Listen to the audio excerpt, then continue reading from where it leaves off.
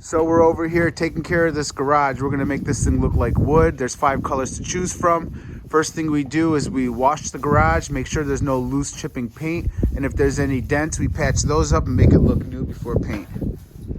And another little dent here, make sure you dry it real good, and we're gonna fill it with the filling agent. Got a little dent here, we're gonna take care of that. We chipped away the loose paint right here. That way, when we paint the new paint on it, it doesn't chip off later on. We use Bondo liquid nails or platinum patch, which is another product you could find on Amazon. And you can also use liquid nails to fill little dents that'll dry up fairly quickly. We're applying the first layer of paint using a roller, and he's brushing that in, getting it done. Got the first coat on right here. We're ready to apply the second coat, which is gonna make it look like wood. You can see he's streaking it. All you're doing is making it look like the other one bleeds through. It'll have that wood pattern, so go left and right like wood patterns. Putting it on, first you're gonna just rub it all in.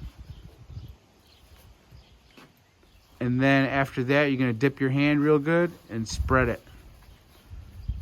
Spread it like wood grain, left and right only. If you don't, it won't look like wood. I'll stand back right here so you guys can see that. The first section is already done.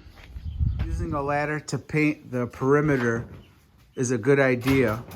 That way you won't have lines that need to be broken up and swept in on the edge. I hope that makes sense. Not a good teacher, but I know how to do things. Looks awesome.